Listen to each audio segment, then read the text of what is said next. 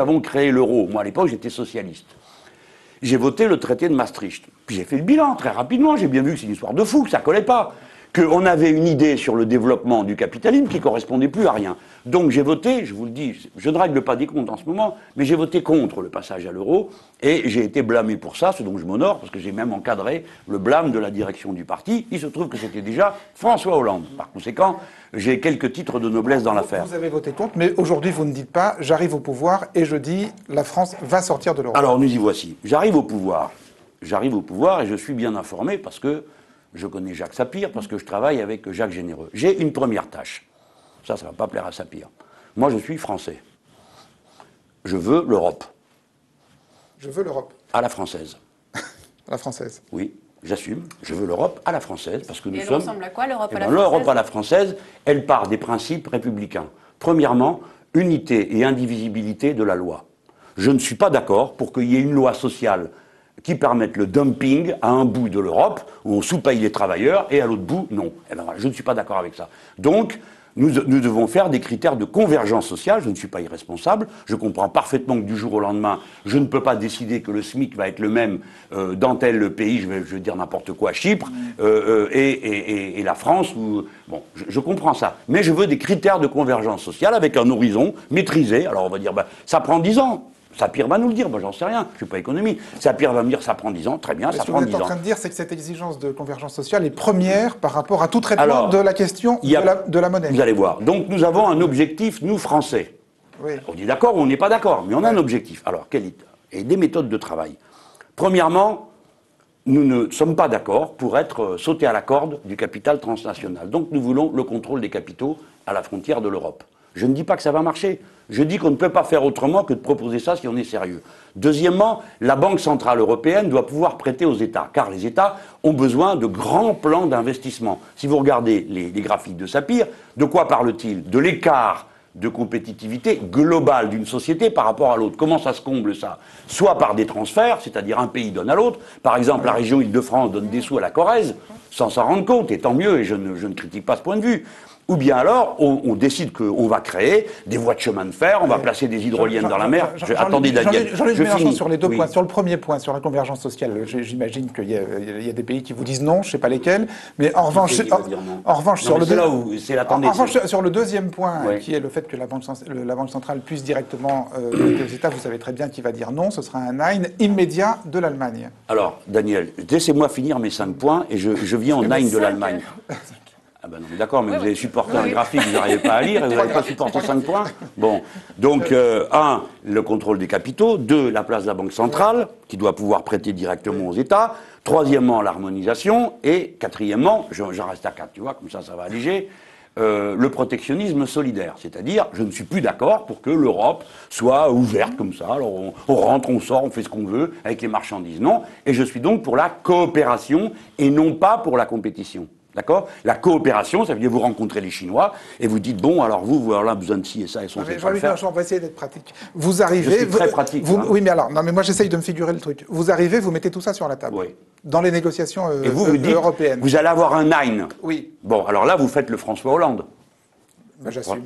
Non mais voilà, c'est un jeu de rôle, hein. Oui, on est bien d'accord. Vous défendez son point de vue. Oui. Alors, que dit François Hollande? Il dit, comme elle va me dire non, qu'est-ce que je fais? Je suis le bon élève de l'Europe, donc, comme elle a dit non à ça, oui à ça, je vais courir, je vais me dépêcher de faire la politique de l'offre. Bon, il faut baisser le coût du travail en France. Alors vous qui n'êtes pas François Hollande, vous faites quoi? Je dis, vas-y, fais voir comment tu vas me dire non. Comment tu dis non? Oui. C'est là que nous avons... Non mais là, on est dans le concret. Parce qu'un universitaire, il vous décrit un scénario. À la fin, ça va finir peut-être comme il dit, comme il a décrit lui. C'est pour ça que je suis fort. C'est parce que je sais à la fin ce que je vais faire si ça tourne mal. C'est-à-dire si on ne me suit pas. Mais mon devoir est d'essayer. Je rappelle, parce qu'il faut être très précis. Oui. Je rappelle que le parti de gauche n'exclut pas de sortir de l'euro. Simplement, le parti de gauche dit c'est une option parmi d'autres, après que, effectivement, on aura vérifié qu'un certain nombre de conditions. Et c'est ce que nous appelons la subversion. Ne peuvent pas être. Premier temps, on arrive et on dit écoutez les amis, vous voyez bien, à supposer que l'euro existe encore dans un mois, hein. Parce que là où Sapir a fondamentalement raison, et il a le même diagnostic que Jacques Généreux, c'est que cet euro-là est condamné. Alors on se moque de Sapir, moi j'ai entendu dire ça souvent, oui Sapir il annonce tous les 8 jours la fin de l'euro, mais il est obligé de dire que structurellement ce machin ne tiendra pas le coup. Et là les Portugais payent à nouveau leurs dettes. Il vous sert. à 8%. Il me sert encore heureux que les universitaires nous servent à mieux comprendre ce qu'on a à faire. Mais dans le cas, je prends l'exemple des Portugais. Là, ils payent en ce moment à 8% leur dette. Bon, dans un mois, on va leur dire, allez, encore des sacrifices. Qu'est-ce que vous voulez qu'ils vendent? Ils ont déjà tout vendu. Qu'est-ce qu'ils vont vendre? Leur sang pour y arriver, donc ils ne peuvent pas. Non. Donc à un moment donné, ils vont se pointer et dire, on ne paye plus. Attendez, parce que c'est là pareil pour la France.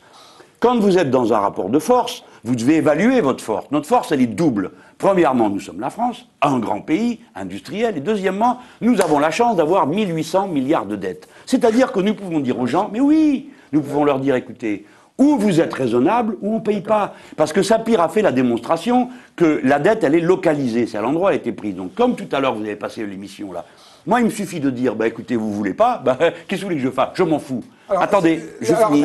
C'est un débat, il faudrait quand même que Sapir puisse interagir. Si je comprends bien, entre vous deux, c'est une différence essentiellement, je ne sais pas s'il faut dire stratégique ou tactique, plutôt tactique. C'est-à-dire que Mélenchon est en train de nous dire, oui, alors la fin de l'euro peut-être, mais d'abord j'essaye de... C'est sur le chemin critique qu'on diverge. C'est-à-dire C'est le chemin critique. C'est-à-dire que je ne crois pas un instant à la capacité de mettre en place, de mettre en œuvre ce qu'il dit sur la subversion à l'intérieur de l'euro. Non pas parce que j'ai des doutes sur ce que Jean-Luc fera, si jamais il est un jour président ou Premier ministre, mais tout simplement parce que c'est pas simplement une question de rapport de force, c'est que les institutions européennes sont ficelées de telle manière que ça va bloquer. On peut considérer que les institutions soient démantelées elles aussi et qu'elles soient... Attendez, le problème c'est que pour les démanteler, il faut être... où on les démantèle d'un commun accord, et il faut l'accord de tous. Ou alors, ce qui se passe, c'est qu'on sort d'une institution. Et ça, c'est un scénario très différent. Alors, attendez, juste une seconde. Ça va bloquer. Ça va bloquer comment? Ça va bloquer où? Si vous voulez, prenons par exemple la question de la Banque centrale et de la Banque de France. Bon. Le parti de gauche et Jean-Luc dit on donne l'ordre, on réquisitionne la Banque de France et on lui donne l'ordre d'imprimer, enfin, pas d'imprimer, en fait, de créer. Ça, là. Il parlait de la BCE. Là. Pour l'instant, il n'a parlé que de la BCE. Hein. Il n'a pas parlé de... Tout à fait. Et donc, si vous voulez, de créer par un jeu d'écriture, immédiatement, nous serons confrontés à un blocus monétaire comme Chypre l'a été. Donc ça, il faut le savoir. Bon. Donc à ce moment-là, qu'est-ce qu'on fait?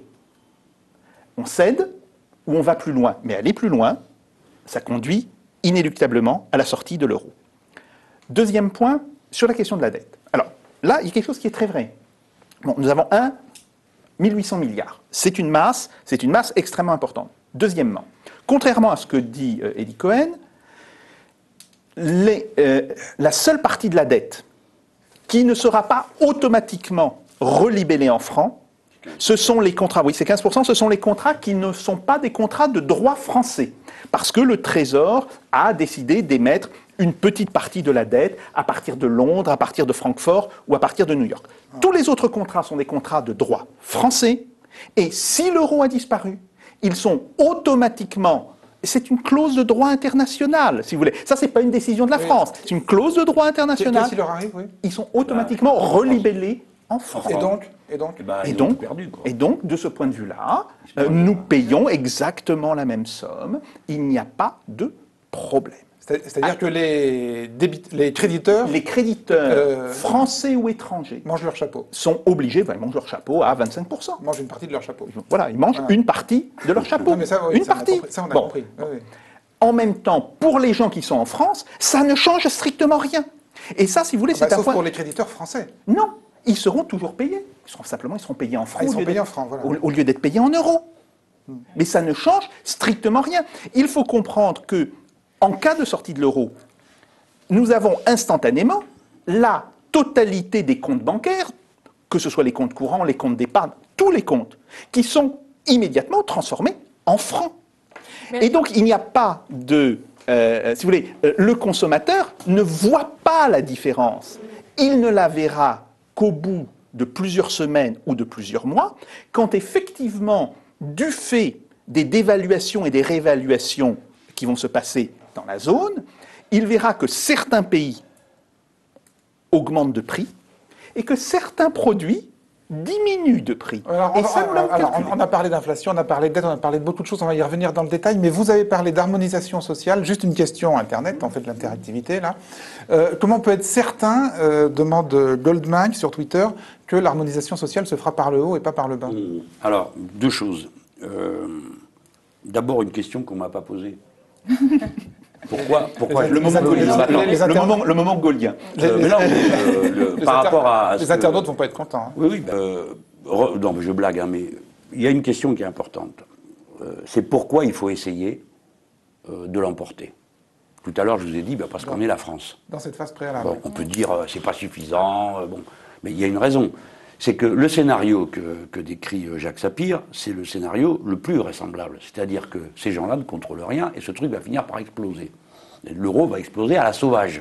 C'est-à-dire qu'un jour, on va découvrir que les Portugais ne veulent plus payer, ou que les Italiens sont tombés à genoux, ou que les Espagnols n'y arrivent pas, tout simplement, parce qu'ils ne savent pas comment. Et le truc explose. À ce moment-là, que se passe-t-il? Là, on est dans le réel. Hein. On n'est pas quatre chers amis en train de discuter autour de la table. Leur monnaie est immédiatement dévaluée. Ils sortent de fait de l'euro. Hein. Elle est immédiatement dévaluée. Et commence immédiatement une compétition de dévaluation compétitive, Jacques. C'est vraiment le point. Oui. C'est là où tu fais une erreur. Parce que toi, tu dis, ça va être vous dites, pardon, je vous vois. Mais allez-y, tutoyez-vous. Non, mais toi, tu dis, ça va être ordonné. Non. Tu espères que ce soit ordonné. Non, je dis deux choses. Je dis, ça peut être ordonné. C'est une possibilité. Ça peut être aussi désordonné. Mais même si c'est désordonné, il faut savoir qu'un pays n'a pas intérêt à dévaluer indéfiniment sa monnaie. Oui, mais elle reste sur le marché international, sa monnaie, donc elle s'écoule quand même, tu es d'accord? On va être, de toutes les manières, si on sort de l'euro, on sera en contrôle des capitaux, comme on l'a fait pour Chypre. D'ores et déjà, on sait que à Chypre, on a imposé sur Chypre des mesures qui sont complètement contradictoires avec le traité de Lisbonne. Pas contradictoires, qui sont contradictoires avec le traité de Lisbonne. Bon, donc c'était le premier papier d'Anne-Sophie cette semaine sur le site qui a dit finalement on est déjà sorti de l'euro parce que quelque part Chypre, le banquier central, tu n'avais pas le droit de le convoquer. Au moment de la crise de subprime, ils l'ont fait venir sur la table. On est déjà sorti de l'euro. De fait, non, on est déjà sorti des traités, ce qui prouve que ma thèse dite subversive, c'est-à-dire subvertir, est tout à fait possible.